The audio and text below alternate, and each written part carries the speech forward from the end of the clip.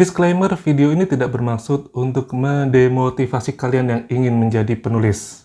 Justru sebaliknya, di video ini akan banyak diulas tentang kehidupan sebenarnya dari seorang penulis itu sendiri. Seperti yang kita tahu, seorang penulis memiliki keahlian untuk menyusun sebuah kata menjadi sebuah kalimat.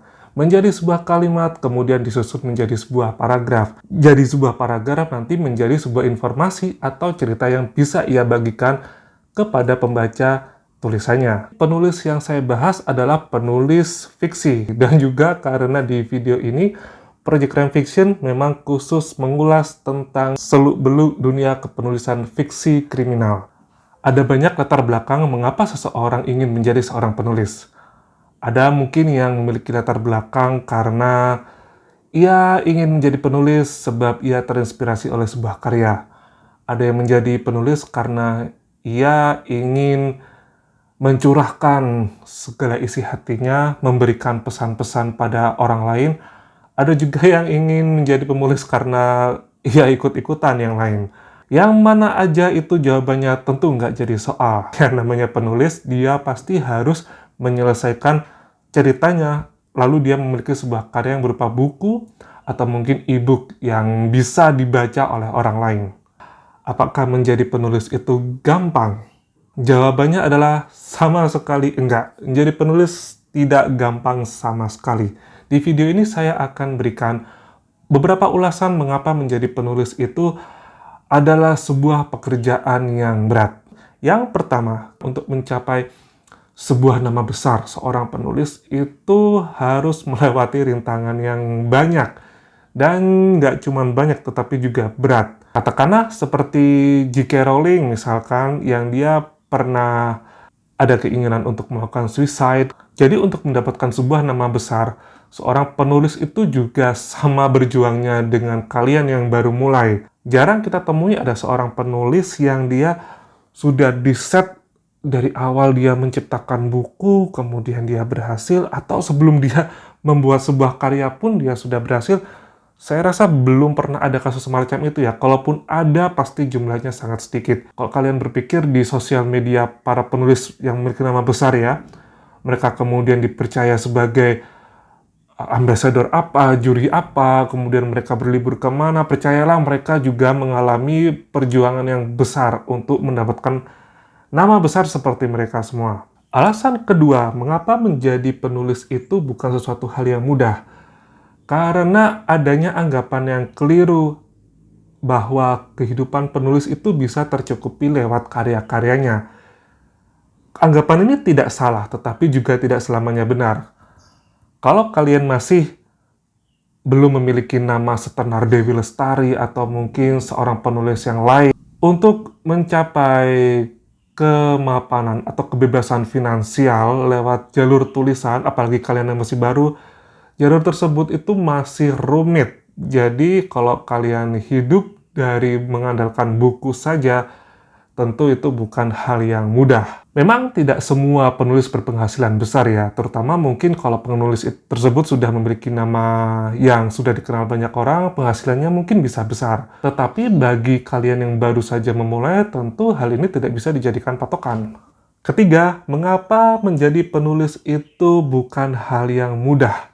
Tidak semua karya yang sudah kita selesaikan sampai tamat itu akan diterima oleh penerbit besar. Penerbit besar atau penerbit mayor itu sangat selektif dalam memilih karya kita. Mungkin kalian berpikir, aku lebih baik pindah ke haluan menjadi seorang penulis di penerbitan indie. Tetap saja ada rintangannya bahwa tidak semua karya yang sudah diterima oleh penerbit indie itu akan disukai oleh pembaca. Jadi pada poin nomor 3, sebenarnya penghalang kita ada dua, yaitu seleksi dari penerbit besar. Yang kedua adalah, kalaupun kita memilih penerbit indie, belum tentu karya kita akan laku dan dimiliki oleh banyak orang. Sekarang sudah mengerti ya, mengapa menjadi penulis itu bukan pekerjaan yang mudah. Tapi apakah tidak ada solusi untuk menjawab 3 masalah tersebut?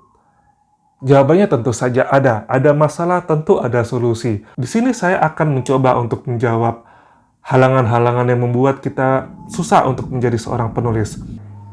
Fokus pada tujuan Anda untuk menyelesaikan sebuah cerita. Jangan terpaku bahwa, oh si A ini sudah selesai ceritanya, oh si B ini kok lebih dulu ya ceritanya selesai. Jangan terpaku oleh orang lain, fokuslah pada diri sendiri dulu, dan tentu saja hadapi realita ini sebaik mungkin ya.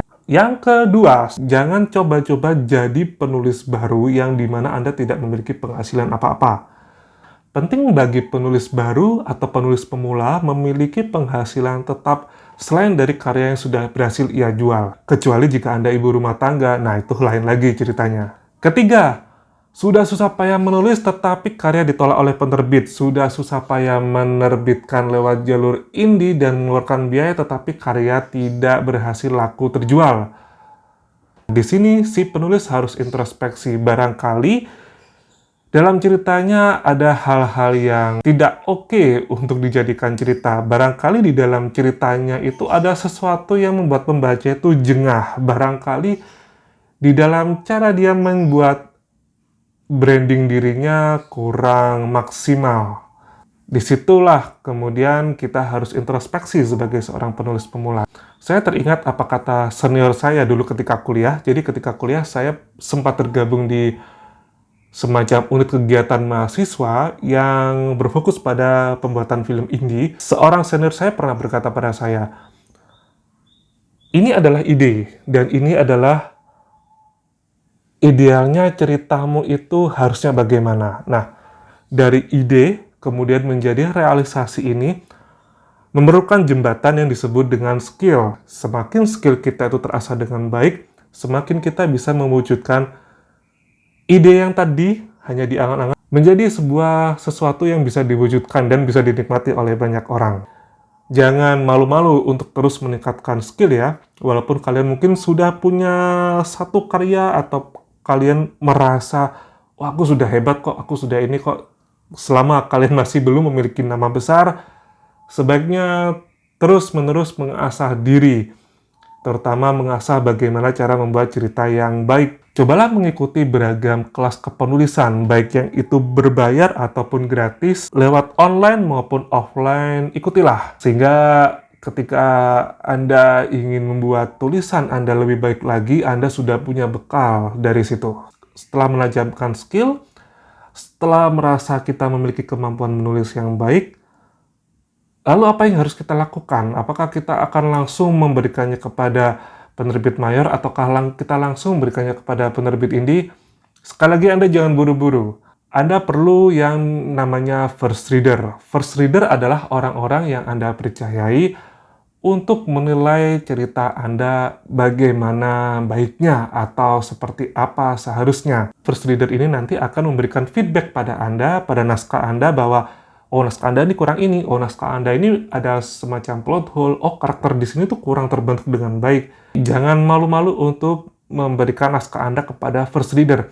Berapa banyak first reader yang harus diperlukan? Sebenarnya tidak perlu banyak-banyak ya, 2 atau 3 orang yang Anda percayai dan dia memiliki reputasi di bidang kepenulisan, atau dia Anda anggap sebagai perwakilan dari sasaran pembaca yang ingin Anda pilih, tentu bisa-bisa saja. Jangan terlalu terpaku pada banyaknya first reader nantinya. Berpakulah pada bahwa first reader ini nanti Anda percaya bisa memberikan feedback pada Anda bagaimana tulisan Anda seharusnya.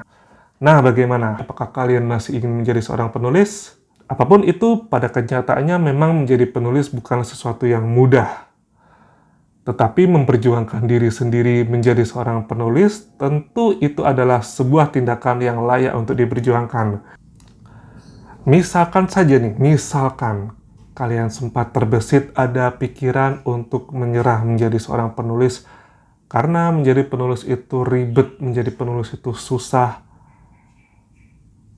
Coba kalian pikirkan, bagaimana seandainya kalau kalian tidak menyerah untuk menjadi seorang penulis?